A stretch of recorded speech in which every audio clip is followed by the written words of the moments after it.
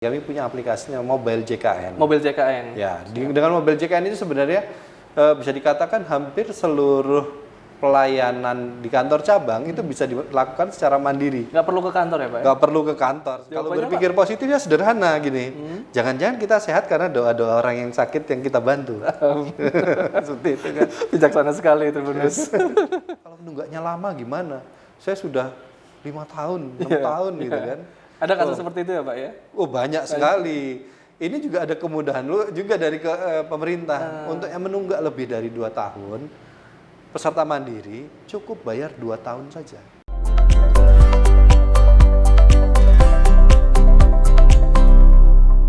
Halo Tribuners, berjumpa lagi dengan saya Mamduh Adi Prianto dalam Tribun Topik.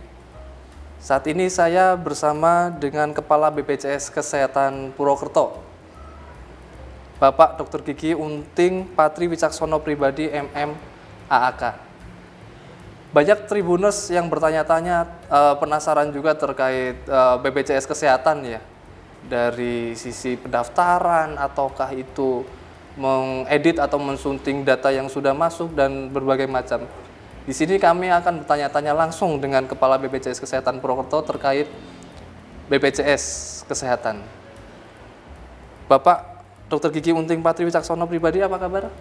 Alhamdulillah baik, Mas Adi. Mas Adi gimana kabarnya? Alhamdulillah baik. Alhamdulillah. Semoga Tribuners juga baik semua ya. Amin, amin. Oke, Pak, untuk terkait program BPJS Kesehatan Purwokerto sendiri itu seperti apa, Pak? Baik, terkait perkembangan pelaksanaan program JKN ya namanya, Program Jaminan Kesehatan Nasional yang dilaksanakan oleh BPJS Kesehatan itu di wilayah Purwokerto ini kami mengampu 3 kabupaten. 3 kabupaten. Di mana kalau diukur dari pencapaian cakupan pesertanya, 3 kabupaten ini bervariasi sebenarnya. Dari Kabupaten Purbalingga itu pencapaiannya sudah lebih dari 100%, 100,5% dengan pembanding data penduduk Desember tahun 2022 tentunya. Lalu di Kabupaten Banyumas itu pencapaiannya itu sudah 92,98%. Dan di Kabupaten Cilacap itu sudah mencapai 83%. 83%. Ya, jadi kalau melihat dari cakupan pesertanya sebenarnya targetnya adalah 95%. Masing-masing kabupaten ya, gitu. Masing-masing 95%. Artinya sudah mencapai cakupan 95% itu sudah di Kabupaten Purbalingga. Insya Allah kedua kabupaten yang lainnya segera menyusul. Gitu. Coverage ini target sampai kapan, Pak? Akhir tahun ini? Sampai akhir tahun ini.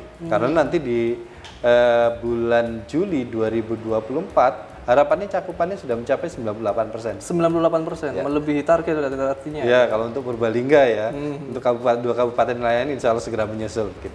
Untuk mengajak masyarakat untuk masuk ke JKN itu seperti apa, Pak?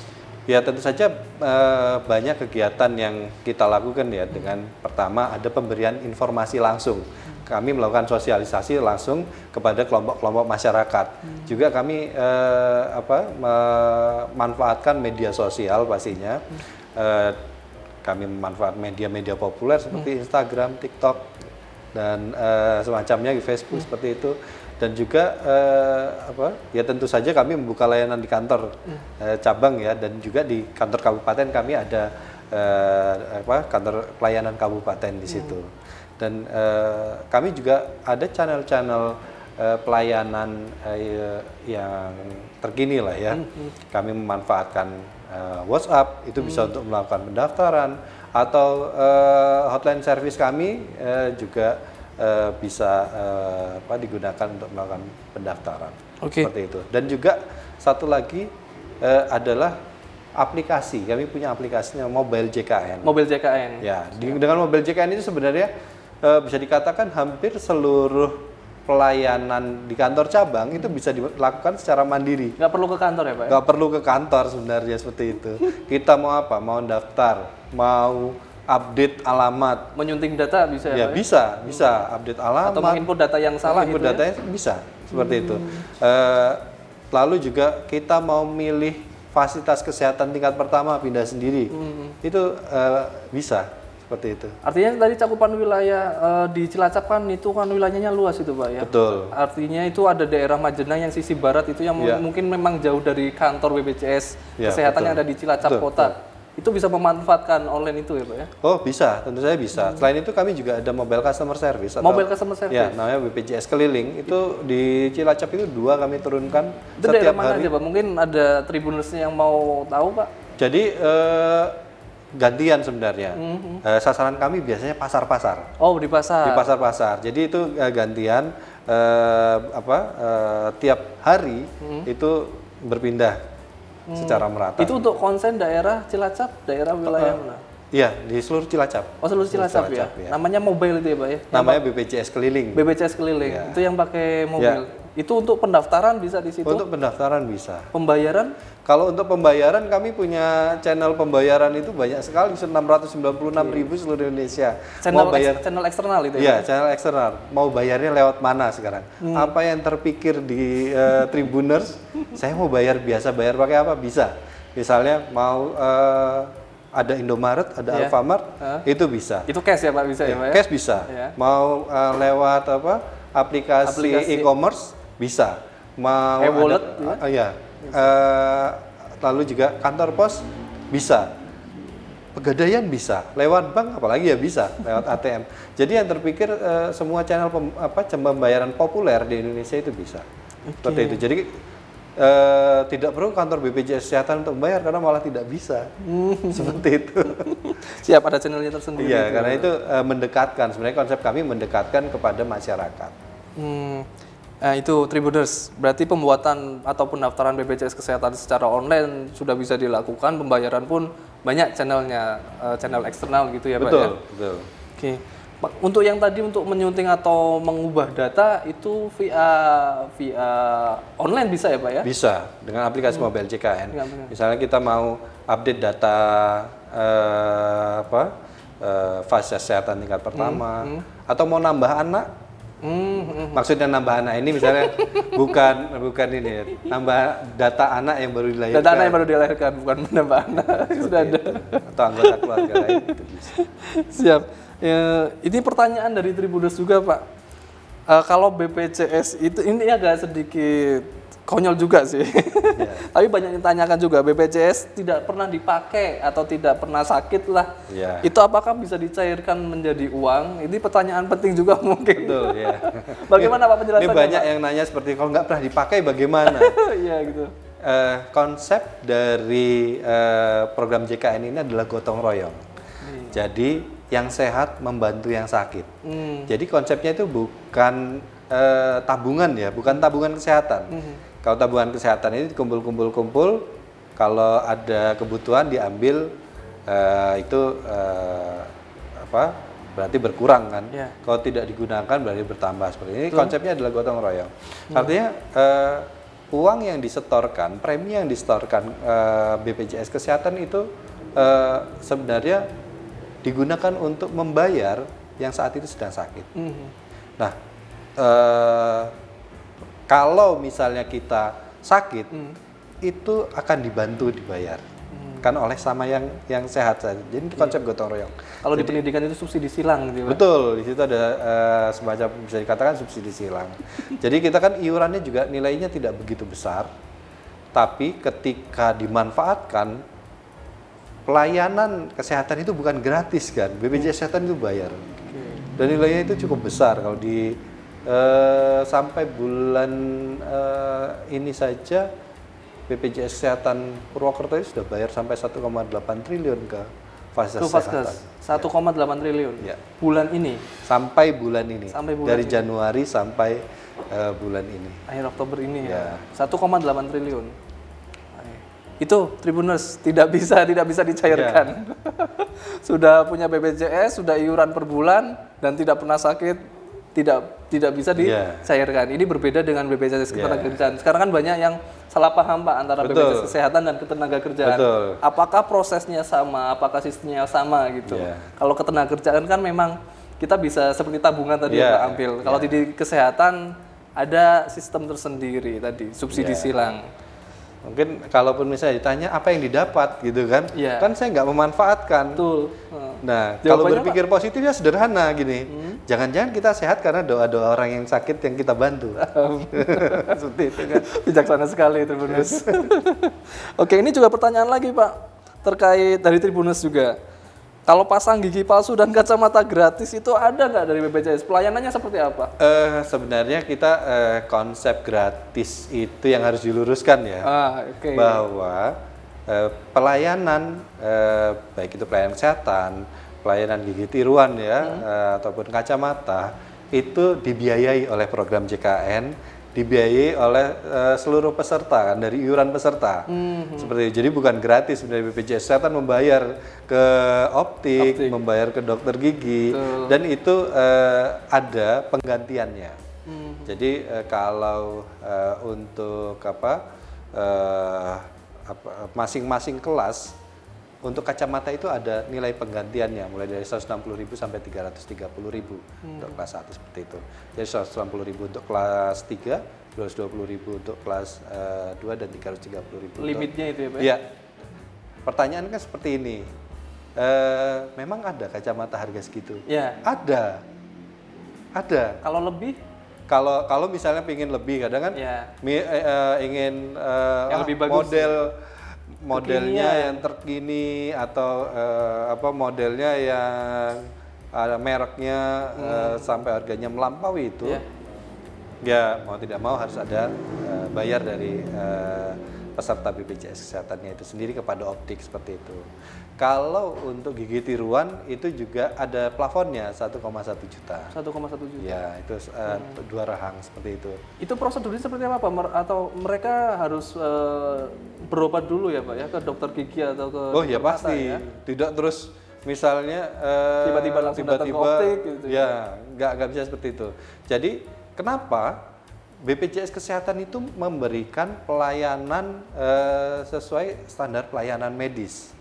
Standar pelayanan medis untuk mendapatkan kacamata harus ketemu dokter spesialis mata, lalu diperiksa, diukur kan visusnya berapa, kebutuhan kacamatanya itu minus berapa, min berapa, atau misalnya butuh seperti apa gitu kan. Dari situ maka dokter spesialis mata akan menulis resep kacamata dan resep kacamata ini dilegalisir, lalu ke optik yang bekerja sama dengan BPJS Kesehatan. Nanti bisa memilih kacamata di optik tersebut. Lalu kalau untuk gigi tiruan itu pasiennya datang ke dokter gigi, nanti melalui proses tertentu ya, dicetak dulu mulutnya, nanti akan dipesankan gigi tiruannya seperti itu. Oke. Kalau untuk pengobatan yang tidak ditanggung Pak, saat ini ada aturan baru kah Pak? Sebenarnya kalau untuk hal yang tidak ditanggung ini ada beberapa, belum ada perubahan sebenarnya. Contohnya misalnya tidak sesuai prosedur, pengobatan di luar negeri, lalu ada pengobatan akibat penyalahgunaan obat-obatan terlarang ya, atau narkotika seperti itu. Lalu ada usaha untuk mendapatkan anak, misalnya pengobatan untuk mendapatkan anak seperti itu. Lalu pemasangan kawat gigi, pengobatan yang kaitannya dengan kosmetik, lalu penyakit tertentu adakah? Kalau soal penyakit sebenarnya tidak ada. Oke, artinya semua di cover sama BPJS Kesehatan. Ya, betul. Oke. Ini juga ada pertanyaan lagi Pak. Bagaimana jika menunggak iuran? Ya. Beberapa kasus ya Pak, masyarakat yang pakai BPJS saat berobat kok tiba-tiba nggak bisa dipakai, ternyata nggak aktif, ternyata menunggak iuran, tapi dalam posisi urgensi atau kegawat daruratan. Itu seperti apa Pak solusi dari BPJS Kesehatan? Khususnya untuk peserta mandiri ya, peserta mandiri yang bayar iurannya sendiri, karena ada peserta yang menunggak iuran, misalnya satu badan usaha nunggak iuran. Kalau peserta mandiri, ya tinggal dibayar tunggakannya, lalu langsung aktif itu, langsung bisa langsung digunakan, saat itu langsung bisa digunakan. Kalau kondisi gawat darurat bagaimana? Sebenarnya ada masa 3 kali 24 jam untuk menyelesaikan itu. 3 kali 24 jam? Jadi masuk rumah sakit, gawat darurat mungkin lagi nggak sempat gitu atau mungkin keluarga belum dihubungin, ada masa 3 kali 24 jam itu diselesaikan langsung bisa mengurus penjaminannya seperti itu. Kalau untuk badan usaha yang menunggak, kondisinya juga non aktif sebenarnya. Oke. Ya tinggal, tapi non aktifnya itu satu kantor gitu. Semuanya. Gimana kalau ada satu yang darurat gitu ya, Pak? darurat, ya harus melunasi satu kantor. Gitu. Jadi ya memang program ini sifatnya gotong royong ya. Harapannya memang tidak ada peserta yang menunggak seperti itu. Kalaupun menunggak bukan berarti tidak ada solusi. Lalu selanjutnya kalau menunggaknya lama gimana? Saya sudah 5 tahun, 6 tahun gitu kan. Ada kasus seperti itu ya Pak ya? Oh banyak sekali. Ini juga ada kemudahan juga dari pemerintah. Untuk yang menunggak lebih dari 2 tahun, peserta mandiri cukup bayar 2 tahun saja. 2 tahun? 24 bulan saja. Plus bulan berjalan gitu. Oke. Jadi kalau ada keringanan nih sebenarnya. Ada keringanan, ada pemutihan lah bisa dikatakan seperti itu. Itu khusus yang mandiri? Untuk peserta mandiri. Oke. Siap. Banyumas Purbalingga itu punya ciri khas ya Pak? Ini kaitannya juga dengan ketenaga kerjaan. Betul. Kalau Banyumas Purbalingga itu ada pekerjaan deres gula Jawa. Itu BPJS Kesehatan, itu kan banyak kejadian-kejadian itu ya Pak ya. Itu mungkin agak beririsan juga dengan BPJS Ketenagakerjaan. Kalau BPJS Kesehatan mungkin untuk pendekatannya seperti apa Pak untuk mereka-mereka itu? Ini ada local wisdom yang khusus mungkin dari daerah. Kalau BPJS Kesehatan sebenarnya tidak ada pendekatan khusus ya. Semua badan usaha perlakuannya sama. Oke. Semua badan usaha itu perlakuannya sama karena kewajibannya itu mendaftarkan pekerjanya. Jadi mendaftarkan dan menyetorkan iuran itu kewajiban seluruh badan usaha gitu. Jadi kami tidak ada perlakuan khusus pembedaan misalnya untuk yang penderes seperti apa. Kalaupun misalnya ada tenaga-tenaga waktu tertentu seperti itu, ya tentu kami bagaimana badan usahanya itu mendaftarkan. Selama dia masih ada semacam kontrak kerja atau masa kerja waktu tertentu, ya memang dia sebagai pekerja pada masa itu, maka kewajibannya mendaftarkan ke kami. Tapi kalau misalnya sudah tidak bekerja di situ lagi, wajib melaporkan lagi ke kami bahwa ini sudah tidak bekerja lagi, seperti itu. Artinya BPJS Kesehatan juga harus cerewet ya Pak untuk badan usaha Pak, iya, agar mendaftarkan pegawainya atau pekerjanya itu ya Pak. Oh ya itu pasti itu semua harus dicereweti kalau misalnya. Itu kerjasama dengan Pemkab seperti apa Pak? Jadi hubungan kami sebenarnya untuk menaikkan coverage nih ya. Khususnya untuk badan usaha ya. Kalau untuk badan usaha itu kami ada mekanisme pengawasan pemeriksaan kepatuhan namanya. Jadi pengawasan pemeriksaan kepatuhan itu atas 2 hal, patuh mendaftarkan dan patuh bayar iuran, seperti itu. Kami kerjasama dengan Dinas Tenaga Kerja dan juga dengan Satuan Pengawas Tenaga Kerja dan juga dengan Kejaksaan Negeri masing-masing kabupaten. Oh APH ya? Ya, dengan APH. hukum ya. Ya tentu ini sebenarnya dalam lingkup persuasif sebenarnya ya. Betul. Begitu. Jadi kalau ada permasalahan masalah kepatuhan pendaftaran atau pembayaran iuran, tentu kami melakukan pemeriksaan. Setiap bulan itu kami periksa badan usaha ini, khususnya yang berpotensi ada ketidakpatuhannya. Lalu kalau ditemukan ketidakpatuhan, tentu kami minta untuk mematuhi ya. Kalau ini nggak patuh-patuh, kami keluarkan surat peringatan. Surat peringatan pertama, kedua, ketiga, sampai mungkin kalau terpaksa tidak bisa kami yang menagih dari kami minta Kejaksaan Negeri yang berkomunikasi dengan berkomunikasi. Iya. Kalau untuk yang masyarakat miskin Pak, PBI ya Pak itu ya Pak ya? Ya. Itu partisipasi pemerintah daerah setempat seperti apa Pak saat ini Pak? Jadi kalau untuk masyarakat miskin ini ada 2 skema sebenarnya. Ada 2 skema yang dibiayai oleh pemerintah pusat dan dibiayai oleh pemerintah daerah. Ini ada 2. Ini beda mekanismenya, mirip-mirip tapi beda. Kalau yang dibiayai oleh pemerintah pusat, PBI APBN namanya. Nah, mekanismenya adalah pendataan itu melalui aparat desa. Ada TKSK di situ, nanti dilaporkan ke Dinas Sosial. Nanti Dinas Sosial setiap bulan mengusulkan ke Kementerian Sosial. Nanti Kementerian Sosial setiap bulan itu terbit SK Menteri Sosial, daftar nama-nama penerima bantuan iuran. Jadi ada daftar nama yang masuk, ada daftar yang keluar seperti itu. Setiap bulan itu dinamis. Yang keluar itu karena sudah keluar dari garis kemiskinan mungkin ya Pak ya? Iya, jadi kalau dapat pekerjaan, otomatis teridentifikasi di situ. Oh iya, siap. Karena artinya datanya ketat itu Pak? Oh ketat, jadi ada komunikasi juga dengan BPJS Tenaga Kerjaan ya. Kementerian Sosial itu minta data juga dari BPJS Tenaga Kerja untuk menyandingkan, membandingkan, memadankan gitu kan. Oh ini sudah dapat pekerjaan nih, maka dikeluarkan seperti itu. Diganti sama yang memang usulan dari Dinas Sosial melalui masyarakat miskin seperti itu. Itu untuk yang penerima bantuan iuran yang APBN. APBN. Kalau ada yang dibiayai oleh pemerintah daerah, jadi penerima APBD Bang ya? APBD. Nah, kalau ini melalui Dinas Kesehatan. Jadi datanya melalui Dinas Kesehatan menyampaikan ke kami di cabang. Nah sama, setiap bulan ada yang keluar, ada yang masuk seperti itu. Artinya masyarakat miskin pun itu tidak mengajukan atau pendaftaran itu nanti akan diajukan oleh pihak setempat ya Pak ya? Betul. Atau dinas setempat ya, pejabat setempat. Betul, ya.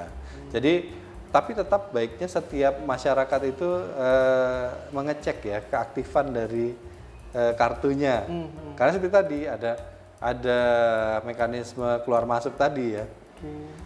Mungkin ketika sudah dapat pekerjaan nggak sadar keluarganya belum didaftarkan. Karena kalau skema pekerja kan satu pekerja itu membawa anggota keluarga intinya, suami istri atau tiga anak. Ya betul, 3 anak begitu. Siap. Berarti partisipatif dari masyarakat juga dibutuhkan. Iya, tentu. Untuk mengecek aktif tidaknya lewat JKN mobile itu bisa. Mobile JKN itu bisa. Jadi mobile JKN ini akan jadi satu dikatakan super apps. Super ya. apps, ya. Nah, mulai dari pelayanan, mau ngambil nomor antrian ya. Sekarang itu bisa pakai itu. Jadi kita nggak usah pagi-pagi. Saya ini kalau keliling rumah sakit pagi-pagi gitu, masih menemukan pasien-pasien itu antri ngambil nomor antrian. Antri ngambil nomor antrian. Padahal ambil nomor antrian di rumah saja bisa. Sudah tahu nih perkiraan nomor antrian 30. Ya nggak perlu datang pagi-pagi dong. Sudah ada perkiraannya, oh jam sekian baru masuk. Datang ke rumah sakit bisa mengerjakan pekerjaan yang lain seperti itu. Nah, seperti itu. Termasuk misalnya dirujuk. Dirujuk itu sekarang tidak perlu bawa surat rujukan, pakai aplikasi mobile JKN juga sudah ada tersimpan di situ. Oh, siap. Gitu. Lebih fleksibel gitu. Betul. Dengan hanya aplikasi mobile JKN. Ya. Termasuk mau cari informasi mana puskesmas terdekat, rumah sakit terdekat, seperti itu. Oke. Tribuners, banyak sekali insight yang kita dapatkan hari ini dari Kepala BPJS Kesehatan Purwokerto ya. Mungkin untuk closing statement silakan Pak. Baik, Tribuners sebagai warga negara Indonesia yang baik dan juga pastinya wajib untuk menjadi peserta program jaminan kesehatan nasional. Kita ini tidak tahu kapan sakit ya. Sakit itu tidak memilih-milih orang, tidak memilih-milih waktu kapan kita punya uang atau pun tidak. Nah, pesan saya adalah pastikan Tribuners mengetahui apakah kepesertaan program JKN-nya atau BPJS Kesehatannya itu aktif atau tidak. Segera download aplikasi mobile JKN, gunakan, dan tentu saja doa dari saya adalah seluruh Tribuners selalu sehat. Demikian, terima kasih. Ada yang ingin ditambahkan Pak terkait BPJS Kesehatan? Rasanya cukup ya Mas. Cukup. Adi. Begitu Tribuners, obrolan kami ya dengan Kepala BPJS Kesehatan Cabang Purwokerto Dr. Gigi Unting Patri Wicaksono Pribadi MMAAK. Terima kasih. Assalamualaikum warahmatullahi wabarakatuh. Waalaikumsalam warahmatullahi wabarakatuh.